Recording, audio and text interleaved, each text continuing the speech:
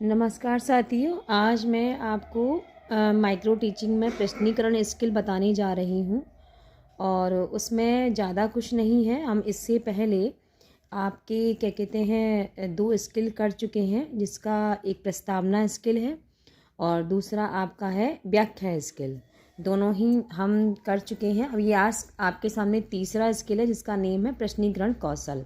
यानी कि प्रश्नीकरण स्किल हम कैसे प्रयोग करते हैं क्या कहते हैं माइक्रो टीचिंग में। ठीक है, तो सबसे पहले इसके घटक हैं। घटक को हम 2 भागों में बांटते हैं।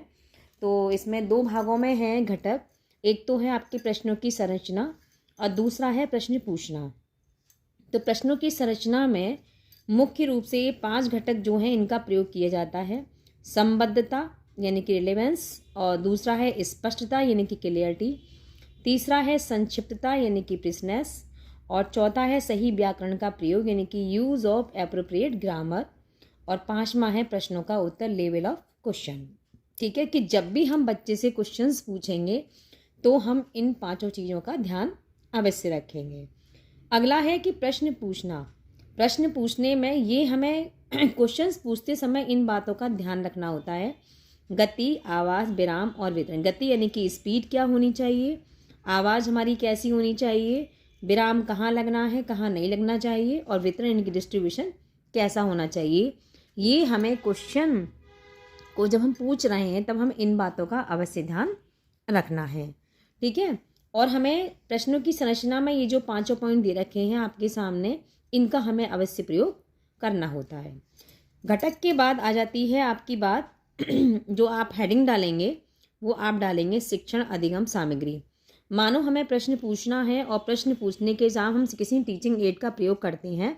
उसके माध्यम से यदि बच्चों से प्रश्न पूछते हैं तो बच्चे उसका उत्तर आसानी से हमें दे सकते हैं। इसलिए हम शिक्षण अधिगम सामग्री का प्रयोग कर सकते हैं।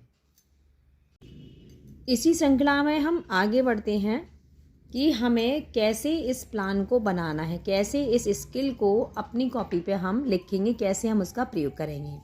तो सबसे पहले हम डालेंगे क्रम संख्या, उसके बाद में हम डालेंगे छात्राध्यापिका क्रिया यानी कि जैसे कि कोई जो टीचर पढ़ा रहा है वो, और उसके बाद में जो बच्चे सामने बैठे हैं छात्र छात्राएं क्रियाएं, और अगले कॉलम में आएंगी आपकी घटक। ठीक है, तो छात्राध्यापिका क्रिया जो है वो क्या होगी प्रश्नीकरण स्किल में, यानी कि जो विषय हम पढ़ा रहे हैं उसकी व्याख्या यहाँ लिखते हैं छोटे रूप में। लेकिन यहाँ व्याख्या को छोटे रूप में लिखा जाता है। ये नहीं कि लंबी चौड़ी व्याख्या हमने लिख दी और हमारा प्रश्नीकरण स्किल पूरा हो गया, ऐसा नहीं। हमें सिर्फ छोटे रूप में ये व्याख्या को देना है और उससे संबंधित ही, यानी कि जो व्याख्या हम यहाँ पर लिख रहे हैं उससे संबंधित ही हमारे पास 7 या 8 प्रश्न होने चाहिए। इससे कम प्रश्नों की संख्या इस स्किल में नहीं होती है। लेकिन प्रश्न का उत्तर जो है वो एक शब्द में होना चाहिए, जैसे मानो अति लघु।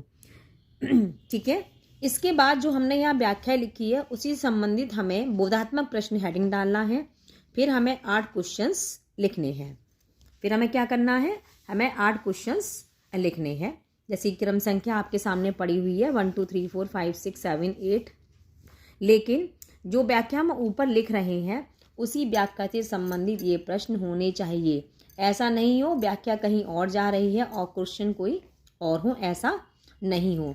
जब हम ये क्वेश्चन पूछेंगे तभी हमारे छात्र छात्राएं उत्तर देंगे। ठीक है, क्योंकि व्याख्या स्किल तो हम पहले ही पढ़ चुके हैं, तो व्याख्या उस समय बच्चे ने ध्यानपूर्वक सुन ली है।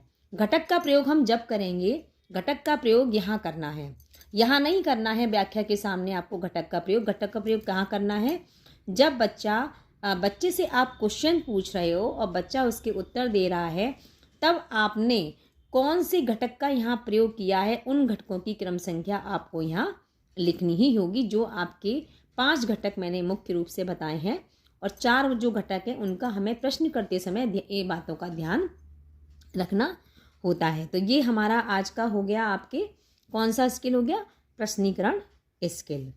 ज़्यादा कुछ नहीं है इसमें।